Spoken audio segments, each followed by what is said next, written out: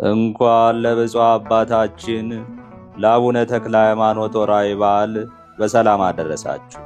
በስመ አብ ወወልድ ወመንፈስ ቅዱስ አሐዱ አምላክ።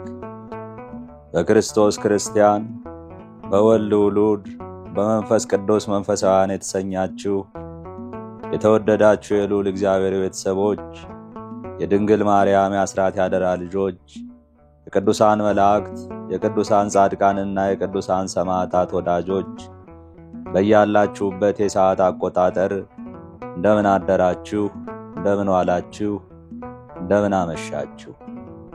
አሜን።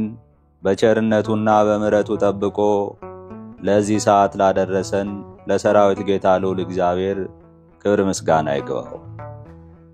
የተወደዳችሁ የባህራን ሚዲያ ቤተሰቦች፣ ቻናላችን ለበርካታ የተዋህዶ ልጆች ተደራሽ እንዲሆን ቪዲዮውን ላይክ፣ ኮሜንት እና ሼር በማድረግ ማዳመጥ እንድትጀምሩ በአክብሮት እናሳስባችኋለን። እንዲሁም ለዚህ ቻናል አዲስ የሆናችሁ የተከበራችሁ የተዋህዶ ልጆች ቻናላችን ሰብስክራይብ በማድረግና የደወል ምልክቱን በመጫን በየዕለቱ የምንለቃቸው ቪዲዮዎች እንዲደርሷችሁ እንድታደርጉ በአክብሮት እንጠይቃችኋለን። ገድለ አቡነ ተክለ ሃይማኖት። አንድ አምላክ ብለን በአብ በወልድ በመንፈስ ቅዱስ ስም አምነን በአንድ አነዋወር፣ በአንድ ገናንነት፣ በአንድ አኗኗር፣ በአንድ ገዥነት ሁሉም በፈጠረ ሁሉንም ካለመኖር ወደ መኖር ባመጣ ዓለምንም ሁሉ ባዘጋጀ ኮረብታውን ተራራውን ባከናወነ ሰማይንም እንደ ዋልታ በሰቀለ ምድርንም ያለ መሰረት በውሃ ላይ እንዳረንጓዴ ዘረጋት ያለ ገመድም በሰፈራት በባቢል ንፋስም በደገፋት በአንዱ እግዚአብሔር እናምናለን። የእግዚአብሔር ሥራው ድንቅ ነው፣ የሚሳነው የሚሰወረው የለም።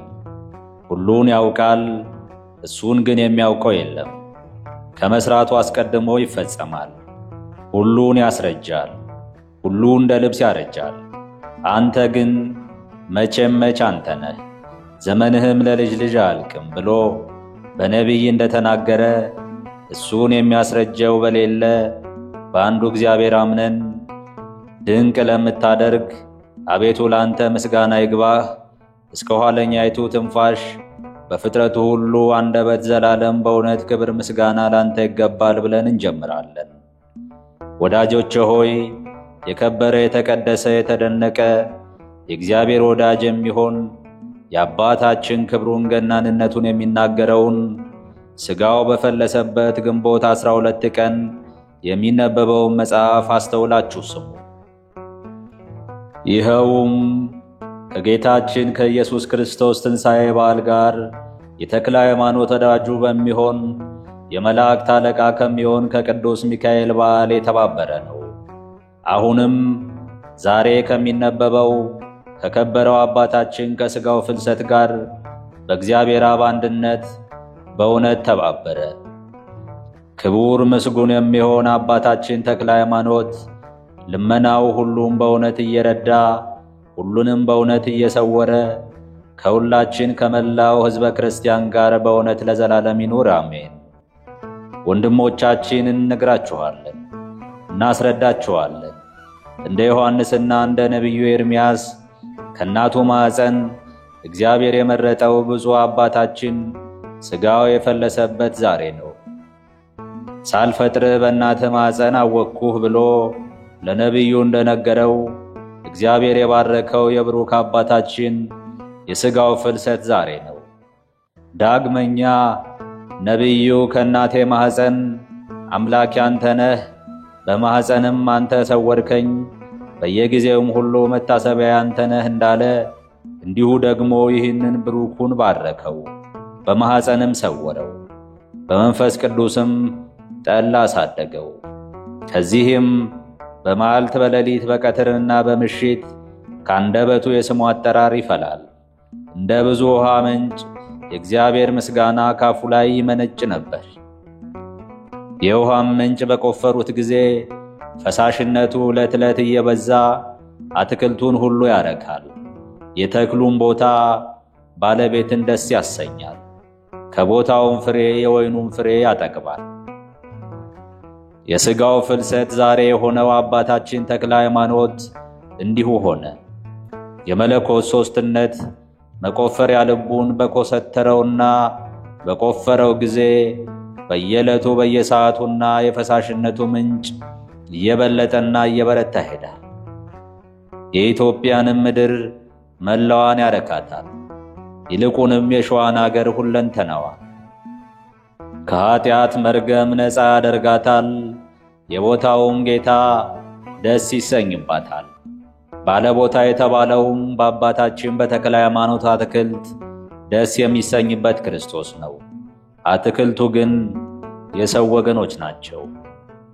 ወደ ባለቦታው ያቀረባቸው ምን ያህል እልፍ አላፋት የብዙ ናቸው። ባለቦታውም የተባለው የገነት ባለቤት ክርስቶስ ነው። ከጎመራው ፍሬ ይጠግባል። ፍሬም ያለው በጎ ትሩፋት ነው። አንዱ የትሩፋቱን ፍሬ ዕለት ዕለት በየጊዜው ይሰጣል። የ30 የ60 የ100 አለ። ጆሮ ያለው መስማቱን ይስማ። የብፁዕ አባታችን ተክለ ሃይማኖት አትክልቶቹ ከትምህርቱ ቃል ፈሳሽነት ጠጥተው ይህንን ይሰጣሉ። የዚህ የወንጌል መፍሰሻ የሥጋው ፍልሰት ዛሬ ነው። የዚህ የብፁዕ አባታችን ተክለ ሃይማኖትን የገነትና ሕይወት ተክል የመብራት ብርሃን የብዙዎች እረኞች አባት የቅድስት ቤተ ክርስቲያን አምድና መሠረት የሥጋው ፍልሰት ዛሬ ነው። እንደ ዮሐንስ በአረብ ሀገር የንስሐ መምህር ክርስትናንም የጀመረ የብፁዕ አባታችን የሥጋው ፍልሰት ዛሬ ነው። እንደ እንጦንስም በሸዋ ምድር ምንኩስናን የጀመረ የልዩ አባታችን የሥጋው ፍልሰት ዛሬ ነው። የቀጠሮ ቀን በቀረበና በደረሰ ጊዜ ከዚህም ከሚያልፍ ዓለም ወደማያልፈው ደስታ ከሚያረጅበት ወደማያረጅበት ወደማይጎዳበት እንግዲህም ዳግመኛ ወደማይሞትበት ደዌም መከራም ወደሌለበት ወደ ዘላለም ደስታ ይሄድ ዘንድ በሚያርፍበት ጊዜ ጌታ የተናገረው ቃል ከተፈጸመ በኋላ ክቡር አባታችን ተክለ ሃይማኖት ከረፍቱ አስቀድሞ በሥጋው ሳለ ወደደው። አብ ከአሕዛብም ሁሉ ይልቅ ወዳከበረው ወልድ ወደ መረጠውና ወደ ወደደው መንፈስ ቅዱስም ወደ ተሰጠው ሀገር ከመሄዱ አስቀድሞ በሕይወቱ ወዳነጸው ቦታ በገድሉ ደም ወደ ገዛት የመንግሥት አዳራሽ አሰራሩም ወደ ተደነቀ 450,000 ምሰሶዎቹም የወርቅ ወደ ሆኑት ሳይሄድ ጠየቀው። ነገር ግን እንደዚህ ዓለም ወርቅ የሚዝግና የሚበላሽ በእሳትም የሚያጠሩት አይደለም፣ እሳትን የሚበላው እንደ ውሃ የሚያዝለው ነው እንጂ። ፍጥረትን የፈጠረ የጌታ የመንግሥቱ አዳራሽ ሥራውንና አኳኋኑን ማን ያውቃል? እንዲሁ ምሰሶዎቹን በወርቅና በእሳት በመመሰል እናገራለን እንጂ። ከአእምሮአችን የጎደለ ዕውቀታችን ያነሰ ልባችን የደከመ እኛ ምን እናውቃለን? ነገር ግን አፋቸውም በሰማይ አኖሩ አንደበታቸውም በምድር ተመላለሰ ብሎ ነቢይ እንደተናገረ በልቡናችን ትዕቢት አፋችንን ከሰማይ በላይ እናኖራለን፣ አንደበታችንንም በአየር እናመላለሳለን። በአብ ሐሳብ በጥበበኛ እጅ የተሠራውን ይህንን ምሰሶ ይህንን ያህላል ይህንንም ይመስላል እንል ዘንድ እኛ ምንድነን? ሰዎች ነን ትል አይደለንምን? ነገር ግን ተፈጥሯችን ከፍጡራን በላይ ነውና ያስታበየናል። በሱም አምሳል ተፈጥረን ከክቡራን ይልቅ ክቡር ከልዑላን ይልቅ ልዑል የሚሆን እሱ በመልኩ በሱም አምሳያ ፈጠረን፣ የኩሮዎቹም ኩሩ አደረገን። ስለዚህ ይህንን ሁሉን እናገር ዘንድ እንታጀራለን፣ ባህሪያችን የታጀረ ነውና። ነገር ግን የቅዱሳን ቅዱስ ራሱ ለቅዱሳኖቹ እንዳላቸው የጌቶች ጌታ የነገሥታት ንጉሥ የሚሆን የእሱን የመንግሥቱን አዳራሽ አኳኋን መርምረን እንተው ዘንድ ለእኛ አገባብ ነው።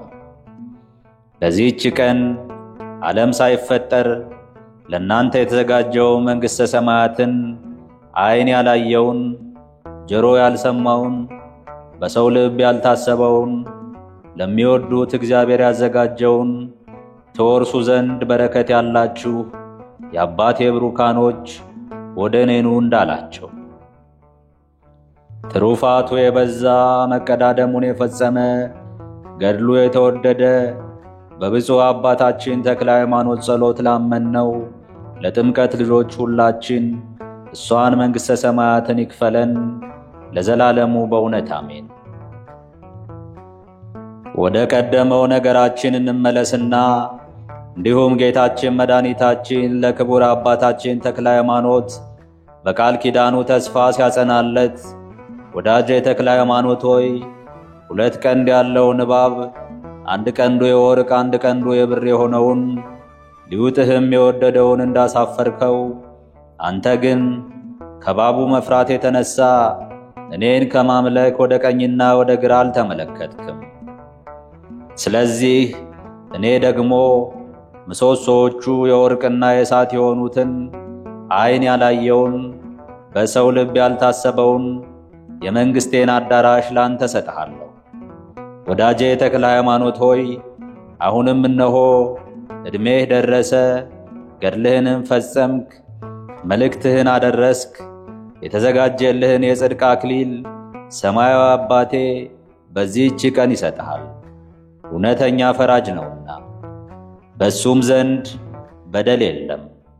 በእውነተኛ ፍርዱም ለሁሉም እንደ ሥራው ይሰጠዋል።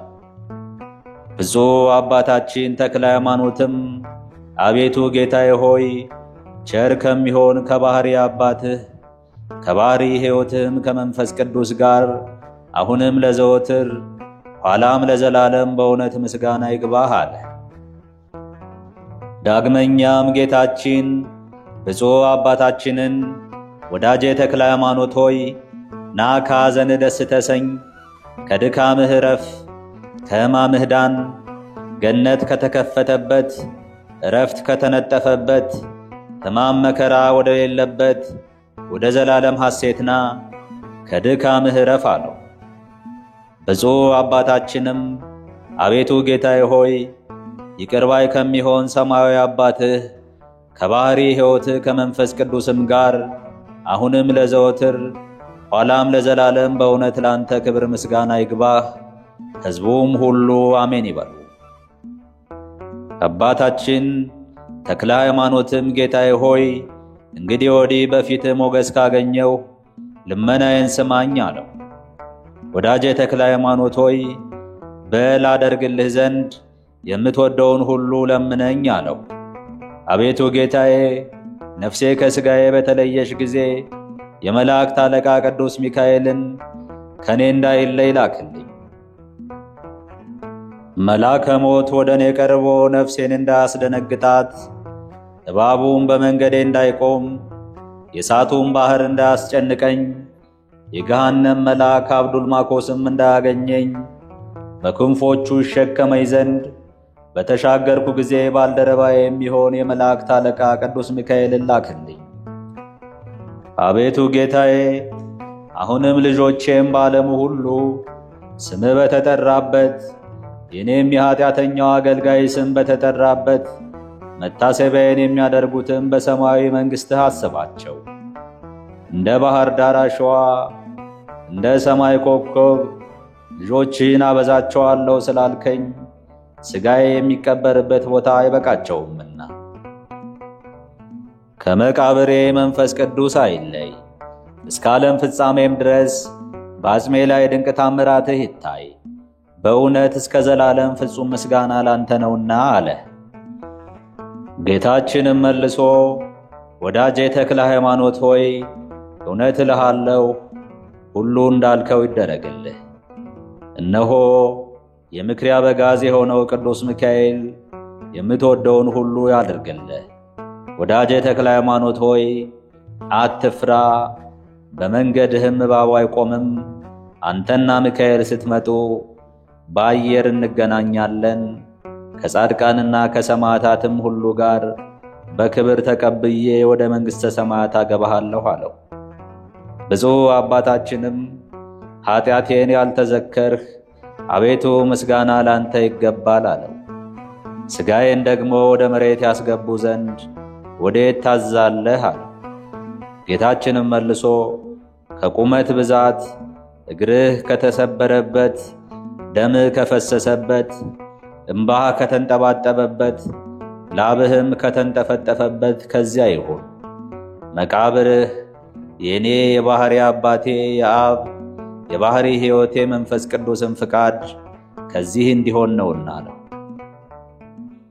ብፁዕ አባታችንም ከኔ በኋላ ለሚነሱ ልጆቼ ይህ ዋሻ እንዴት ሊበቃቸው ይችላል አለው። ጌታችንም አጽምህ እስከ ዓለም ፍጻሜ በዚህ የሚኖር አይደለም፣ ነገር ግን ከ57 ዓመት በኋላ ከሩቅና ከቅርብ የመንፈስ ቅዱስ ልጆችህ ቅዱሳን ይሰበሰባሉ።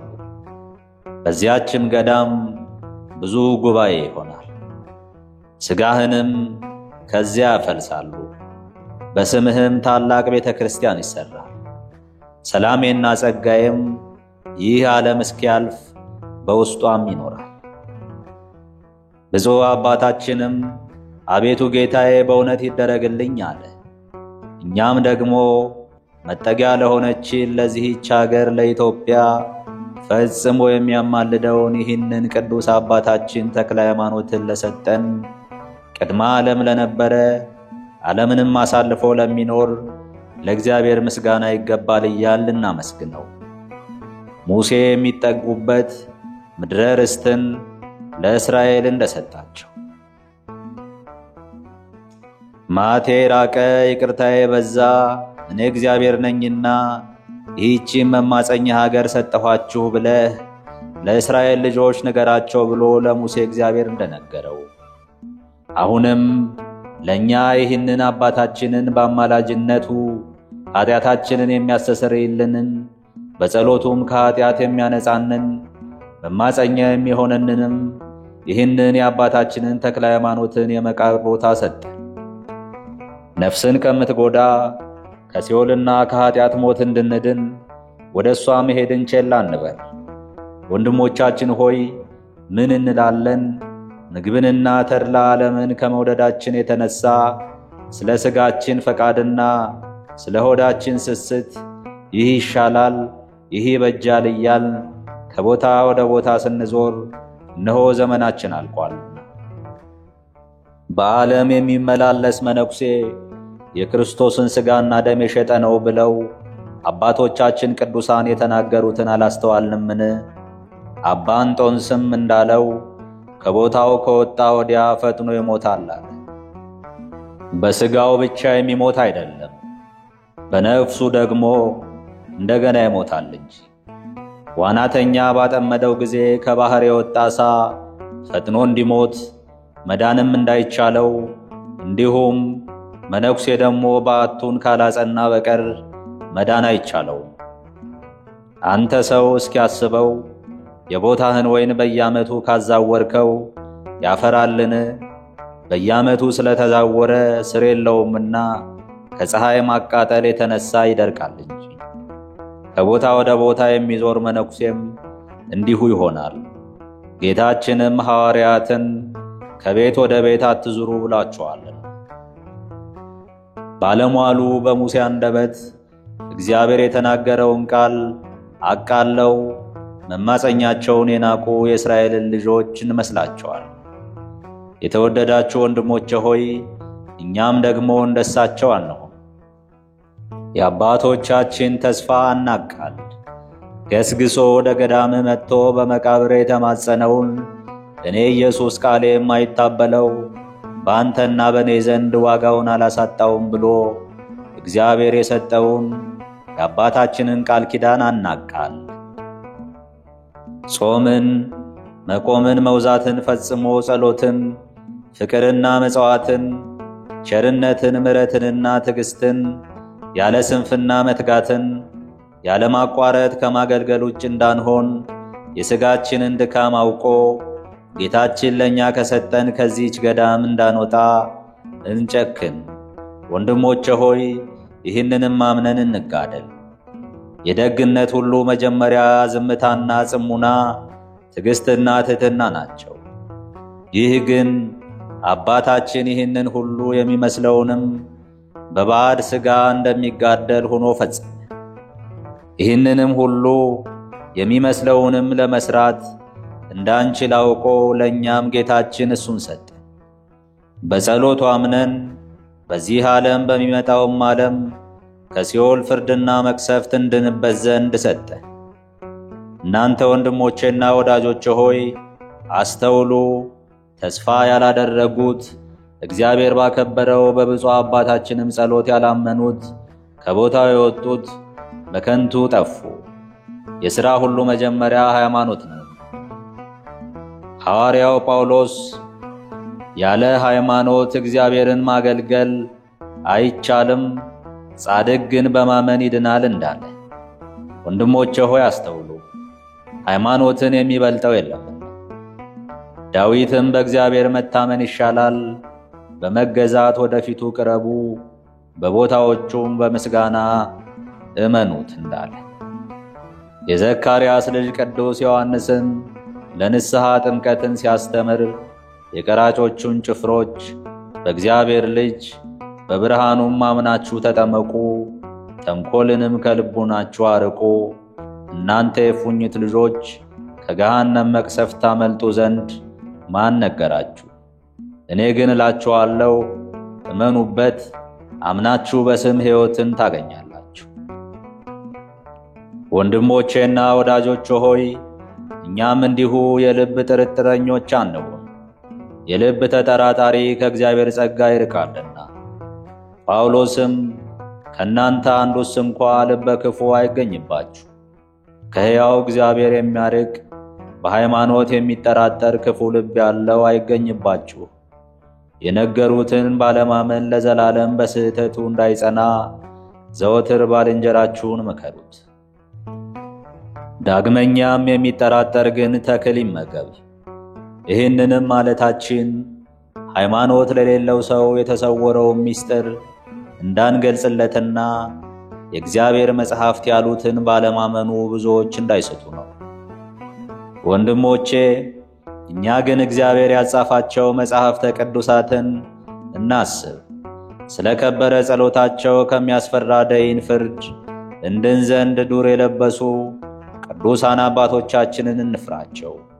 አሸናፊዎች ሰማዕታትንም እናክብራቸው። እንዲሁም ብፁዕ አባታችን ተክለ ሃይማኖትን እናክብረው። ሳንጠራጠር በቃል ኪዳኑ አምነን መጠጊያችን እሱን ለኃጢአታችን ቤዛ መቃብሩን የሰጠን እግዚአብሔርን እያመሰገንን በዓለም ሁሉ በከበረ በዚህ በአባታችን በተክለ ሃይማኖት ጸሎት የሥጋው ፍልሰት በሆነች ዛሬ በዚህች ቀን ለተሰበሰብን ሁላችን የሙሴን መቃብር ለእስራኤል እንደሰወረባቸው ለእኛ የአባታችንን መቃብር የሰወረብን አይደለም። አጽሙን በመዳሰስ በአማላጅነቱ እንድን ዘንድ ገለጠልን እንጂ። ወንድሞቻችን ነግራችኋለን፣ ጌታችን ኢየሱስ ክርስቶስ ከ57 ዓመት በኋላ ልጆችህ አጽምህን ከዚህ ያፈልሷታል ያለው ዘመን በተፈጸመ ጊዜ ከልጆች ብዛት የተነሳ ሰፊ ጉባኤ ይሆናል። ልጆቹም ጌታችን ኢየሱስ ክርስቶስ መታሰቢያህን ያደረገ አጽምህ ባረፈበት ቦታ የተቀበረ ለዘላለም ገሃነመ እሳትን አያይም ብሎ ለአባታችን የነገራቸውን ቃል ኪዳንና ትንቢት ጠብቀው ኖሩ። እግዚአብሔርም ለአባታችን ለአቡነ ተክለ ሃይማኖት ስፍር ቁጥር የሌለው ብዙ ታምራት አደረገለት። ጌታችን ኢየሱስ ክርስቶስ የነገረውን ይህንንም ትንቢትና ቃል ኪዳን ልጆቹ እስከ ዛሬ ጠብቀው ኖሩ። በዚህ መጽሐፍ የተጻፉ የተሰወሩ ሌሎች ነገሮችን ግን ፈጽመው አላስተዋሉ። ጌታችን ኢየሱስ ክርስቶስ ያደረገለትን ቃል ኪዳን ሁሉ የጻፍነው አይደለም፣ እግዚአብሔር ካከበረው ከአባታችን ከአቡነ ተክለ ሃይማኖት ቃል ኪዳን ታምራት በመተው በመሰወር ጻፍን እንጂ። ማስተዋል ዕውቀት ካላቸው ከጥቂት ሰዎች በቀር ዕውቀት ጥበብ ለሌላቸው አትንገሩ። ይህን ጻፉ፣ ይህን አጻፉ ሰውሩ ብሎ ከሌሊቱ በአንዲቱ ሌሊት አባታችን እንደነገረን ይህን ቃል ኪዳን ይህን ትንቢት ጠብቀው የኖሩ አባቶቻችን ግን በመጽሐፍ የጻፉት አይደለም፣ በትንቢታዊ ቃል ለልጅ ልጅ ዘመን ሲነግሩ ሲያስተምሩ ኖሩ እንጂ። ይህች ቦታ እንደ ሌሎች ቦታ ሆና ቢሆን ኖሮ ይህን ቃል ኪዳን ይህን ትንቢት የሚነግረን አንድ ሰውስ እንኳ ባልተገኘም ነበር። በአንዲት ዓመት ውስጥ 300 400 ሰዎች አንዱም እኔ ከወንድሞቼ ሰማያዊ ሰርግ ተለይቼ ቀረሁ እያሉ እየተቀዳደሙ ቃል ኪዳኑን ለማግኘት በሆድ ዝማ በሽታ ይሞቱ ነበር። አንዱም ወዮልኝ ወዮታ አለብኝ እያለ ደረቱን ይመታ ነበር። ከወንድሞቼ ሰማያዊ ሰርግ አንድ እንዳያደርገኝ ስለ ኃጢአቴ ብዛት እግዚአብሔር ጠላኝ እያሉ ይህንም እየተናገሩ ስፍር ቁጥር የሌላቸው ሰዎች ይሞቱ ነበር። ሰማዕታት ከእሳት ከስለት እየገቡ ይሞቱ እንደነበር ለክቡር አባታችን ተክለ ሃይማኖት የተሰጠው ቃል ኪዳን እያስገደዳቸው ለመከራ ይፋጠኑ ነበር። ጌታችን ለአባታችን ለተክለ ሃይማኖት በቦታ በሆድ ዝማ በሽታ የሚሞቱ ልጆችህን ከእሳት ከስለት ገብተው እንደሞቱ እንደ ሰማዕታት እቆጥራቸዋለሁ ያለው ቃል ኪዳን እያስገደዳቸው በሆድ ዝማ በሽታ ለመሞት ይፋጠኑ።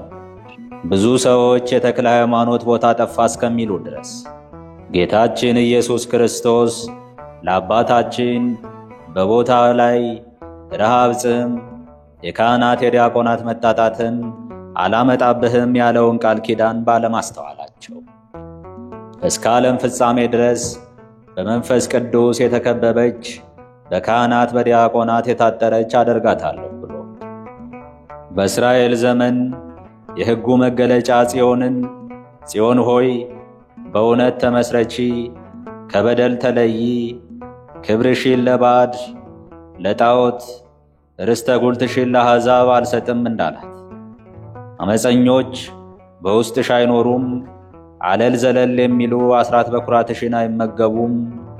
ስለ አባቶችሽ ፋንታ ልጆች ተወለዱልሽ፣ በአራቱ ማዕዘን ገዢዎች አድርገሽ ትሾሚያቸዋለሽ። በዚህች ቦታ የሚኖሩ መናንያን በእውነት መላእክት ተብለዋል። አዲስ ሕግ ወንጌልን በማስተማር የሃይማኖትን ቃል ያቀኑ 12ቱ ንቡራነ እድ መምህራን ተገኝተዋልና እኔስ ጽዮን በዚህች አለች እላለሁ። ባረፈበት ቀን 7 የብርሃን ፋና ከሰማይ የወረደለት ንዑድ ክቡር አባ ነገደ ክርስቶስ እንዲህ ሲል እንደተናገረ እኔ ነገደ ክርስቶስ መንፈስ ቅዱስ ምስክሬ ነው። በሁሉም ሀገር ተመላለሱ፣ የቅዱሳን ቦታዎችን ሁሉ ዞርኩ። ዳግማዊት ኢየሩሳሌም ተብላ ለአባታችን ለተክለ ሃይማኖት ከተሰጠች ከደብረ አሰቦ በስተቀር ቅድስት ቤተ ክርስቲያንን በገሃድ አላየኋትም። እነሆ እኔ ኃጥእ ነገደ ክርስቶስ እነግራችኋለሁ፣ የመላእክት ማደሪያ የሆነች ቅድስት ቤተ ክርስቲያናችን ስላላየኋት ሳዝንና ስተክዝ ኖርኩ። ይህንን እያሰብኩ ቤተ ክርስቲያን ቆሜ ሳለሁ መንፈቀ ሌሊት በሆነ ጊዜ እነሆ እንደ ፀሐይ ያለ ብርሃን ታየኝ። በብርሃኑም መካከል እሳትን ለብሳ በንግሥት አምሳል ታየችኝ። እሷም ታውቀኛለህን አለችኝ። እኔም እመቤቴ ሆይ አንቺ ማነሽ አልኳት። እሷም እኔ ቅድስት ቤተ ክርስቲያን ነኝ፣ እንጨት ድንጋይ ሳር ብቻ ልምሰልህ፣ ያ ሙሽራው ቅድስት ቤተ ክርስቲያን የምባል እኔ ነኝ አለች። እኔም እመቤቴ ሆይ የምትኖሪው በዚህ ነውን አልኳት። እሷም አዎ የምኖረው በዚህ ነው፣ ይህ ቦታ እስከ ዓለም ፍጻሜ የመኖሪያዬ ናት አለች። ይህንንም ከነገረችኝ በኋላ ከኔ ተሰወረች። እኔ ኃጥእ ወንድማችሁ ነገደ ክርስቶስ ከዚህ ቦታ ወደ ሌላ ቦታ አትሄዱ ብዬ በእውነት ነግራቸዋለሁ። ይህንን ያየውን ከተናገረ በኋላ በክብር አርፎ በዚሁ ተቀበረ። እግዚአብሔር በልመናው የሚገኝ በረከቱን ያድለን፣ አሜን። ስለዚህ ጽዮን ከዚህ አለች እንላለን። ጽዮንም የተባለች ቤተክርስቲያን ናት። ቤተክርስቲያንም ማለት ጽዮን ናት። ጽዮንም ማለት ልብሷ ፀሐይ የሚሆን እመቤታችን ድንግል ማርያም ናት። ፀሐይም የተባለ የቅዱሳን ብርሃናቸው የሚሆን ጌታችን ኢየሱስ ክርስቶስ ለጽዮን ወንድሟ የቤተ ክርስቲያን ሙሽራዋ ስለ አባቶችሽ ፋንታ ልጆች ተወለዱልሽ አላት። በኢየሩሳሌም የሚኖሩ ቅዱሳን በአባታችን በተክለ ሃይማኖት መቃብር ቦታ ሰማዕታት ባከለ ነፍስ ሲያድርጉ በመንፈስ ቅዱስ አይተው በውኑ በሸዋ ምድር ደጋግ ሰዎች አሉን? ነፍሳት ያለ ወቀሳ ወደ መንግሥተ ሰማያት ሲገቡ እናያለንና።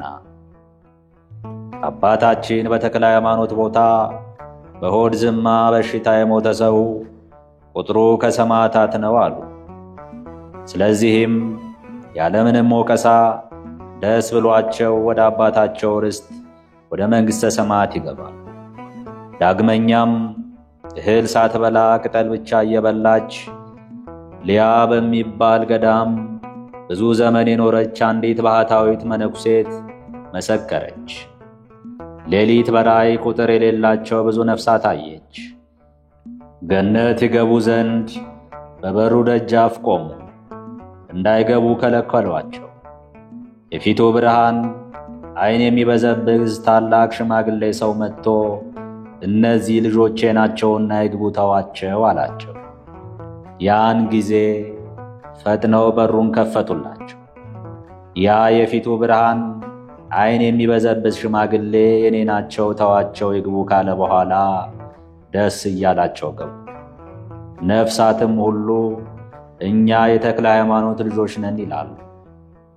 በር ጠባቂዎችም የተክለ ሃይማኖት የሆነ ሁሉ ይግባ ይላሉ። ከዚህ በኋላ አንዲት ኃጥእ ነፍስን እያዳፉና እያስቸኮሉ አመጧት። ወደ ገነት እንዳትገባም ከለከሏት። እሷም እኔ የተክለ ሃይማኖት ልጅ ነኝ አለች። ከዚህ በኋላ ወደዚያ ብርሃናዊ ሽማግሌ ወሰዷት። ይህች ነፍስ ያንተ ነኝ ትላለች አሉት። አባታችን ተክለ ሃይማኖት ግን አላውቃትም አለ። ያንተን ቃል ኪዳን በመተማመን ከሩቅ አገር የመጣሁኝ ነኝ በማለት ወደ ቅዱስ አባታችን ትጮህ ጀመር። የተክለ ሃይማኖት አጽም ባለበት የተቀበረ ሁሉ አይኮነኑም ስሉ ሰምቼ መጣሁ። አባቴ ሆይ ወደ መቃብር ከደረስኩ በኋላ በሦስተኛው ቀን ሞትኩ አለች።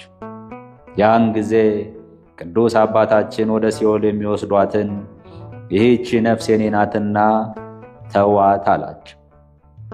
ጌታዬ ኢየሱስ ክርስቶስ መታሰቢያህን ያደረገ ስምህን የጠራ ከገሃነመ እሳት ይድንልሃል ብሎኛልና፣ አባታችን ግን አላውቅሽም ያላት የማያውቃት ሆኖ አይደለም። ስምህን የጠራ መታሰቢያህን ያደረገ ካንተ ጋር የዘላለም ሕይወትን ይወርሳል ብሎ ጌታችን ኢየሱስ ክርስቶስ የሰጠው የምህረት ቃል ኪዳን ይታወቅ ዘንድ ነው እንጂ። እኛንም ልጆቹን የአባታችን አማላጅነቱ በረከቱ ለዘላለሙ ይጠብቀን፣ አሜን። ስለዚህ ይህች ባህታዊት መነኩሲት በሊያ ከሚባል ገዳም እስከዚህ ድረስ የቅዱስ አባታችን የተክለ ሃይማኖት አጽም ያረፈበትን የቃል ኪዳን ቦታ በመፈለግ መጣች። ይህንንም ራእይ ለሰዎች ሁሉ ተናገረች። በአባቶቻችን በቅዱሳንና ሰማዕታት ልመና እግዚአብሔር ይጠብቀን። ዛሬ በዚህች ቀን በዓለ ፍልሰቱን ለማክበር የተሰበሰብን ሁላችን ሕዝበ ክርስቲያን በዓለም ሁሉ ቃል ኪዳኑ በታወቀ በአባታችን በተክለ ሃይማኖት አማላጅነት ይጠብቀን። ወደ ቀደመው ነገር እንመለስና አባታችን ተክለ ሃይማኖት ካረፈ 57ኛው ዓመት በተፈጸመ ጊዜ የካቲት 19 ቀን ለብፁዕ አባታችን ለአባ ሕዝቅያስ ብርሃን ለብሶ በመንፈቀ ሌሊት ብፁዕ አባታችን ተክለ ሃይማኖት በራእይ ተነጋገረው። ወዳጄ ሕዝቅያስ ሆይ ሰላም ላንተ ይሁን። ጌታዬ በኋለኛው ዘመን ከዚህ ዋሻ ልጆች ሥጋህን ያፈልሳሉ ያለኝ ዘመን እነሆ ደርሷልና አጽሜንና ሥጋዬን ትዳስስ ዘንድ ጌታዬ እነሆ አንተ መርጧልና ለምን ትዘገያለህ አለው።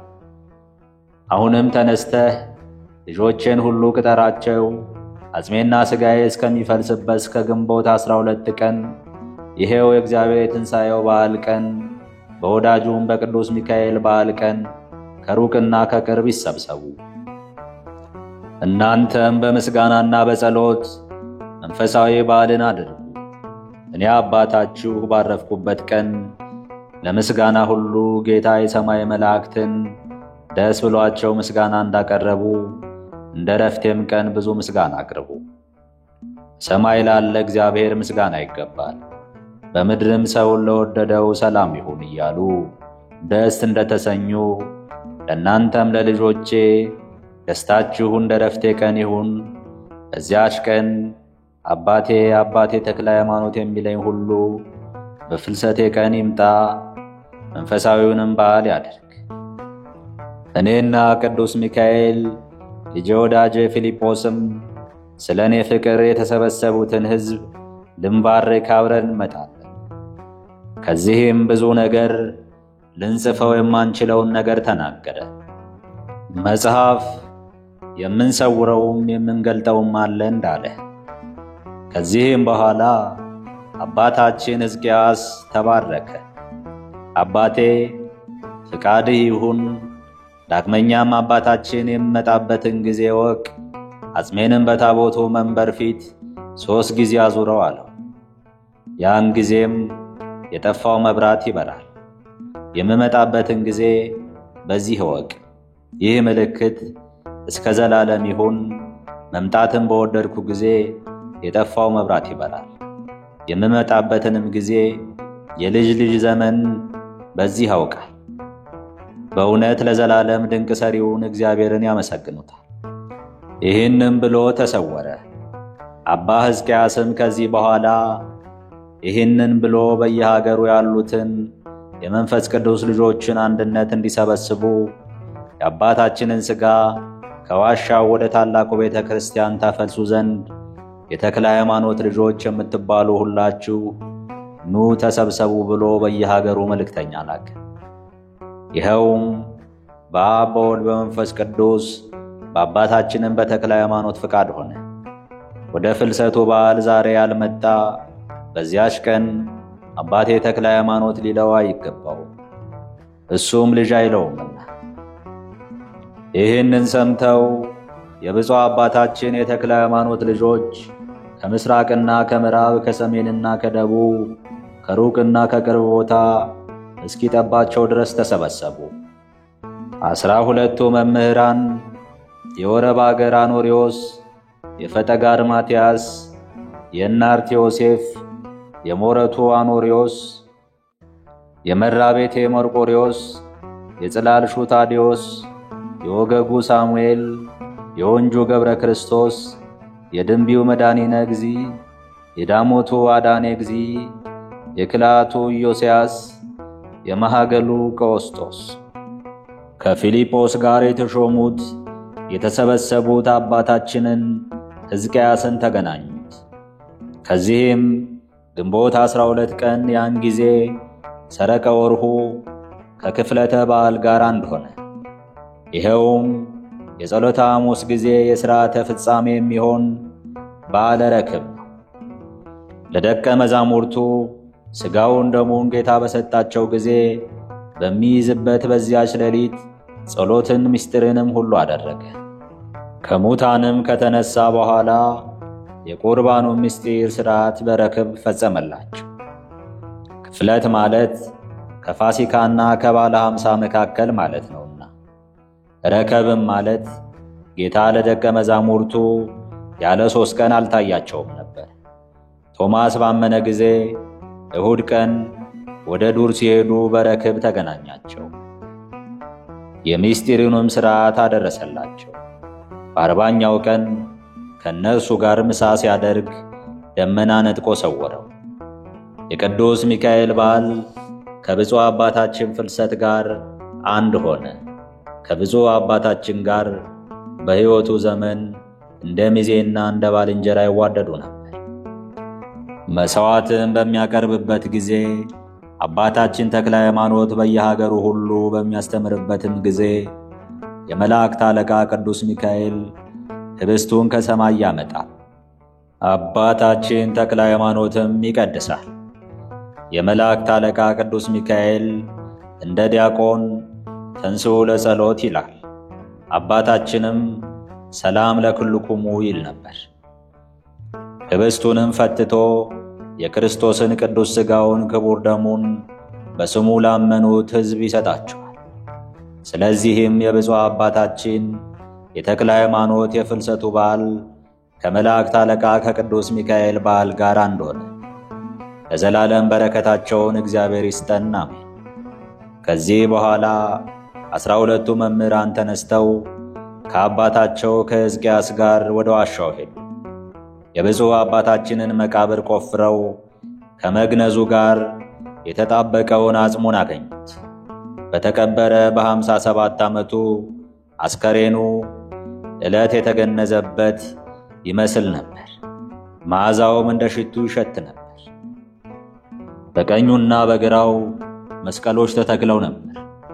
የወረብ አገር አኖሪዎስም የአባቴን አጽም በመሸከም ከኔ በፊት ከኔስ በኋላ ማንም አይቅደመኝ ብሎ ከመካነ መቃብሩ ገባ። መስቀሉንም ከትራሱ በኩል አንስቶ ለአባታችን ለሕዝቅያስ ሰጠው። ለማውጣትም በወደዱ ጊዜ አጽሙ ረገፈ። ከጾም ብዛት የተነሳ በሕይወቱ ዘመን ሥጋው አልቆ ነበርና። አባታችን አኖሪዎስም እግዚአብሔር እንዲህ አድርገኝ ብሎ መግነዙን ሳበው። አዲስ በፍታም አምጥተው አጽሙን ለቅመው በትንሽ ሳጥን አስገቡት። መግነዙንም ትንሽ ትንሽ አድርገው ቀደዱት። ብዙ ታምራትም አደረገ። መሬቱንም ለመዝገን ባልንጀራቸውን እስከ መርገጥ ደርሰው ታላቅ መጨናነቅ ሆነ። አንዱንም ሰው ጉልበቱን ረግጠው ሰበሩት። የብፁዕ አባታችንን መግነዝ ባስነኩት ጊዜ ግን ዳነ። ከዚህም በኋላ 12ቱ መምህራን ወደ ቤተ ክርስቲያን ገብተው ሳንቃውን ዘግተው ከሕዝቡም ብዛት የተነሳ መብራት አጥፍተው አጽሙን 3 ጊዜ በመንበሩ አዞሩት። አባታችንም መጣ፣ መብራቱም በራ። ቅዱስ ሚካኤልና ፊልጶስም አባታችንን ተከትለውት መጡ። አጽሙንና ሥጋውን እስኪቀብሩ ድረስ በመንበሩ ላይ ተቀመጡ። ሕዝቡንም ሁሉ ባርከው በክብር ወደ ሰማይ አረጉ። ከዚያም መምህራኑ ተስማምተው በደስታ በዓሉን አክብረው ወደ የሀገራቸው ገቡ። በገድሉ ደም የዋጀንን ይቅር የሚያሰኘንን ኃጢአታችንን የሚያቃልልልንን ይህንን አባታችንን ለሰጠን ለአብ ለወልድ ለመንፈስ ቅዱስ ምስጋና እናቅርብ። አብን እናመስግነው፣ ወልድን እናክብረው፣ መንፈስ ቅዱስንም እንመነው ለዘላለሙ በእውነት። ቅድመ ዓለም የነበረ ዓለምን አሳልፎ የሚኖር አብን እናመስግነው። ቅድመ ዓለም የነበረ ዓለምን አሳልፎ የሚኖር ወልድን እናመስግነው። ቅድመ ዓለም የነበረ ዓለምን አሳልፎ የሚኖር መንፈስ ቅዱስን እናመስግነው። አባታችን ሆይ በበዓል ቀን መታሰቢያህን የሚያደርጉትን ስምህን የጠሩትን በዚያችም ዕለት ቦታ ሁሉ ወንዶቹንም ሴቶቹንም የገድልህንም መጽሐፍ የሚሰሙትን አስባቸው። አባታችን ጠብቃቸው፣ አባታችን ባርካቸው። በእውነት በፍልሰት ጊዜ 12ቱም መምህራን ግንቦት 12 ቀን እንደሰበሰብካቸው እንዲሁም ከጻድቃን ከሰማዕታት ጋር በመንግሥተ ሰማያት ለመሰብሰብ አብቃን በእውነት ለዘላለሙ አሜን። ሃሌሉያ ሃሌሉያ ሃሌሉያ። የሐዋርያት ማኅበር የምትሆን የቅድስት ቤተ ክርስቲያን አምዷ መሠረቷ የሚሆን የአባታችን የብፁዕ ተክለ ሃይማኖት ይህች የፍልሰቱ መጽሐፍ ተገለጠች። በአብ በወልድ በመንፈስ ቅዱስ ስም ማኅተብ ታትባ ወጣች። ብፁዕ አባታችን ተክለ ሃይማኖት የሸዋ አገር መነኮሳት መጀመሪያቸው በመልአኩ እጅ የምንኩስናውን ልብስና አስኬማውን እንደተቀበለ እንደ እንጦንስ አስኬማ ጀማሪያቸው የሚሆን ገድሉን የሚናገር መጽሐፍ ተተረጎመ። ብፁዕ አባታችን የምንኩስናውን ሥራ ከአባታችን በጸሎተ ሚካኤል ተማረ። ጌታችን አምላካችንና መድኃኒታችን ኢየሱስ ክርስቶስም እንዳዘዘው ቆቡን ከአባ ዮሐኒ ቀሚሱን ከአባ ኢየሱስ ሞዓ ተቀበለ። እሱም ደግሞ ለሾህ አገር የምንኩስናውን ቀንበር ሰጠ። ስለዚህም ለመነኮሳት ሁሉ አባታቸው ሆነ። እነሆ የገድሉ መጽሐፍ ከስኳርና ከማር የሚጥም ከወርቅና ከብር ከጳዚዮንና ከሰምፔር የሚመረጥ የልጆቹ ሁሉ የዝናቸው መጽሐፍ ተተረጎመ። የብፁዕ አባታችን የገድሉ መጽሐፍ ደስ ያላቸውም የልጆቹ የዝናቸው መጽሐፍ ተተረጎመ። ሥራቸውም እንዲሁ እንደ አባቶቻቸው ነው። በጎ ዛፍ መልካም ቅጠል ያወጣልና በጎም አበባ በጎ ፍሬን ያፈራል። ዛፍ ከፍሬው ይታወቃልና እነሆ የከበረ ዛፍ አባታችን ተክለ ሃይማኖት በፍሬው ታወቀ። ፍሬውም ይህ ነው። ትጉህ አባ ኤልሳ፣ ተጋዳይ አባ ፊልጶስ፣ የገድል አርበኛ አባ ሕዝቅያስ፣ ደስ ያለው አባ ቴዎድሮስ፣ የዋህ አባ ዮሐንስ፣ ገድላቸውንና ስማቸውን የጠራናቸው እነዚህ ናቸው። ያልጠራናቸውን ግን ቁጥራቸውን እግዚአብሔር ያውቃል። የሰማይን ከዋክብት ማን ቆጠራቸው? የባሕርንስ አሸዋ ማን ሰፈረው? ከእግዚአብሔር ብቻ የሚያውቅ የለምና። እንዲሁም የብሩክ የተክለ ሃይማኖትን ልጆች ሊቆጥሯቸው የሚችል የለም። አሁንም ዘመን ካለፈና ከተረሳ በኋላ በብዙ ዘመን የብፁዕ አባታችን ይህንን የፍልሰቱንና የገድሉ መጽሐፍ እግዚአብሔር ገለጠል። ስለ ቅዱሳን ማኅበር ጸሎት፣ በአንድነትም ስለሚኖሩት ጸሎት፣ ከበረሃ ባሉትም ምልጃ የቅዱሳንን ገድላቸውን ስለ መጽሐፍ ሲያወጣ ሲያወርድና ሲያለቅስ ስለነበረ ስለ ብፁዕ ዮሐንስ እምባ እነሆ እግዚአብሔር በብዙ ዘመን ገለጠልን። ይህንን ሁሉ ዘመን ተሰውሮ የኖረበትን ምክንያት እነግራችኋለሁ። የቀደሙ አባቶች የሚያልፈውን ጨለማ ዓለም በመናቅ ከተራራ ወደ ተራራ ሲሄዱ ስለነበሩ በራሳቸው ሥራ እንጂ ሌላ በሠራው ሥራ መግባት አልወደዱም ነበርና ስለዚህ አልጻፉትም። እነሆ አብ ገለጠልን፣ ወልድ ተረጎመልን፣ መንፈስ ቅዱስም ልብ አስደረገን። ይህንን መጽሐፍ መንፈስ ቅዱስ አልተረጎመውም ብትል አንተ ሰነፍ መጽሐፉን ወስደህ ከመጀመሪያ እስከ መጨረሻ አንብበህ ከዚህ በኋላ ለጸሐፊው መልስ። አንተም ደግሞ ከምስጢሩና ከንባቡ አንድም ሳይቀር ጠንቅቀ ጻፍ። ጠንቅቀ ብትጽፍ ግን ሐሰተኛ አድርገው። ካልጠነቀቅክማ በመንፈስ ቅዱስ ላይ ለምን ትታበያለህ? በልቦና ትዕቢትስ ወደ ሲኦል ለምን ትወርዳለህ? እኛ ግን አመን፣ አብም እንደገለጸልን፣ ወልድም እንዳስረዳን፣ መንፈስ ቅዱስም እንደተረጎመልን አወቅን፣ ተረዳን። በእውነት የዓለም ደስታ ይሁን። አቤቱ አምላካችን ሆይ በዚህ በብፁዕ አባታችን በተክለ ሃይማኖት ጸሎት ንጽሕት የብርሃን እናቱ የሕይወት ወላዲቱ በምትሆን በእመቤታችን በቅድስት ድንግል ማርያም ጸሎትና አማላጅነት በቅዱሳን ሰማዕታትም ሁሉ ማመልከት አስበን በእውነት ለዘላለሙ አሜን። ለአብ ምስጋና፣ ለወልድ ስግደት፣ ለመንፈስ ቅዱስም ባርኮት ይገባል። ለእኛም እስከ ኋለኛይቱ ትንፋሽ ድረስ ምሕረት በእኛ ላይ ይሁን ለዘላለሙ በእውነት። በጥቂት ሥራው ይህንን መጽሐፍ የጻፈውን ስሙን በመንግሥተ ሰማያት ይጻፍ ለዘላለሙ በእውነት። ብዙ ጽኑ የደብረ ሊባኖስ ኮከብ በሚሆን በአባታችን በተክለ ሃይማኖት ጸሎት የጻፈውንም ያጻፈውንም ጌታችን መድኃኒታችን ኢየሱስ ክርስቶስ በማይፋቅ በወርቅ ቀለም በጽድቅ አምድ ስሙን ይጻፍ። ለሁላችንም ደግሞ ለሥጋችንና ለነፍሳችን መዳኛ ይሁን። በመላእክት ላይ አለቃ በሆነ በቅዱስ ሚካኤል አማላጅነት በዮሐንስ አፈወርቅም ጸሎት ሐዳሲው ጣዋ በተባለችን በቅድስት ድንግል ማርያም አማላጅነት ስለ ቅዱስ ሥጋውና ስለ ክቡር ደሙ በሰማያዊት መቅደሱ እግዚአብሔር በረከቱን ያድለን፣ በነፍስ በሥጋ ይጠብቀን ለዘላለሙ በእውነት አሜን። አባታችን ሆይ በሰማያት የምትኖር ስምህ ይቀደስ፣ መንግሥትህም ትምጣ፣ ፈቃድህ በሰማይ እንደሆነች እንዲሁም በምድር ትሁን። የዕለት እንጀራችንን ስጠን ዛሬ፣ በደላችንም ይቅር በለን እኛም የበደሉን ይቅር እንደምንል። አቤቱ ወደ ፈተናም አታግባን፣ ከክፉ ሁሉ አድነን እንጂ መንግሥት ያንተ ናትና ኃይል፣ ክብር፣ ምስጋና ለዘላለሙ አሜን። እመቤቴ ማርያም ሆይ በመልአኩ በቅዱስ ገብርኤል ሰላምታ ሰላም እልሻለሁ። በሐሳብሽ ድንግል ነሽ፣ በሥጋሽም ድንግል ነሽ። የአሸናፊ እግዚአብሔር እናት ሆይ ሰላምታ ላንቺ ይገባል። ከሴቶች ሁሉ ተለይተሽ አንቺ የተባረክሽ ነሽና የማኅፀንሽም ፍሬ የተባረከ ነው።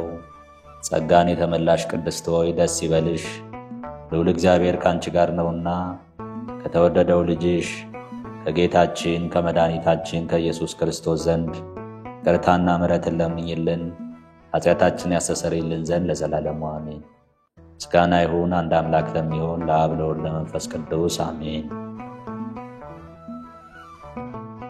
ከዚህ በመቀጠል የዕለቱን ስንክሳር እናስደምጣለን።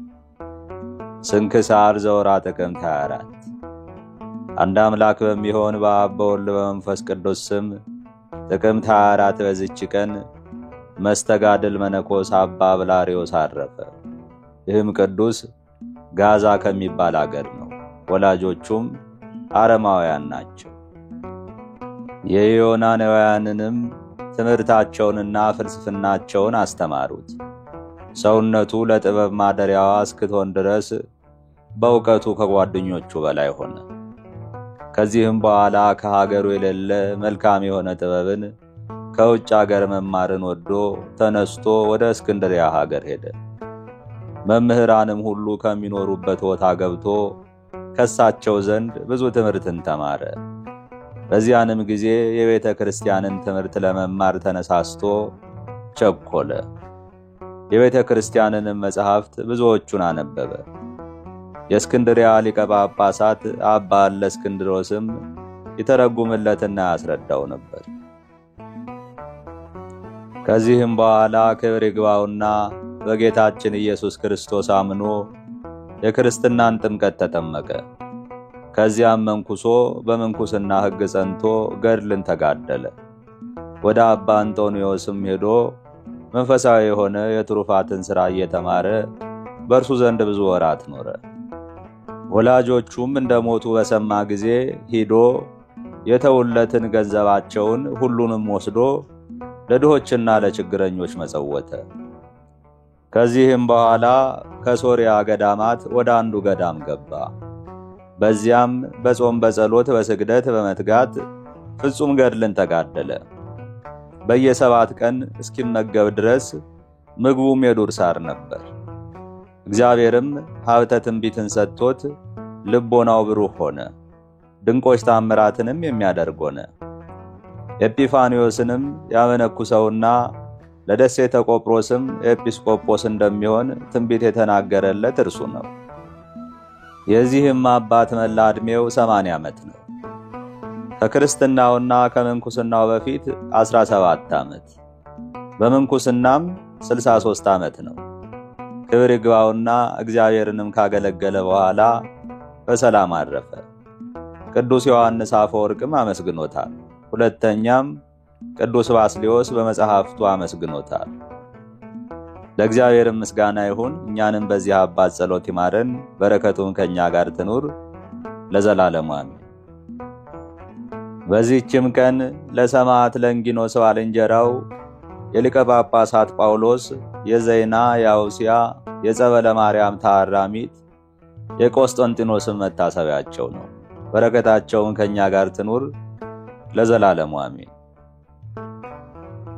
ጥቅምት 24 ቀን የሚከበሩ ዓመታዊ የቅዱሳን በዓላት፣ አንደኛ ቅዱስ አብላሪዮስ ገዳማዊ፣ ሁለተኛ ቅድስት ጸበለ ማርያም፣ ሶስተኛ ቅድስት አውስያ፣ አራተኛ አባ ጳውሎስ ሊቀ ጳጳሳት።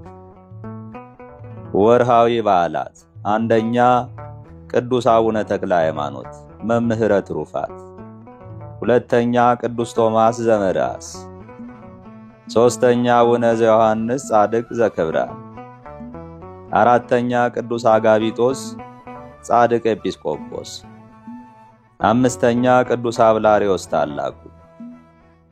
ስድስተኛ 24ቱ ካህናተ ሰማይ ሱራፌል።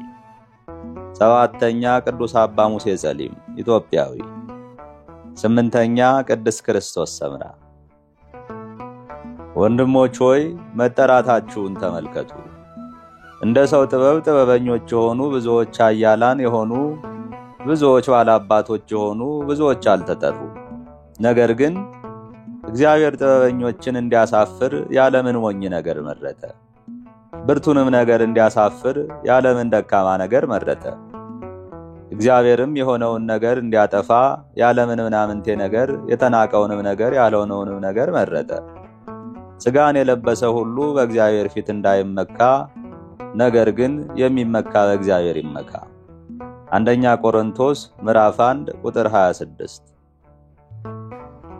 ጌታ ሆይ ከብልጽግናቸው ብዛት የተነሳ ብዙ መባ ካገቡት ይልቅ የድሃይቱን አነስተኛ መባ እንደተቀበልክ ለሁል ጊዜ የሚያገለግሉ አእላፍ መላእክትን እያሳሰብኩ በችግሬ ጊዜ የማቀርብልህን ምስጋና ተቀበል።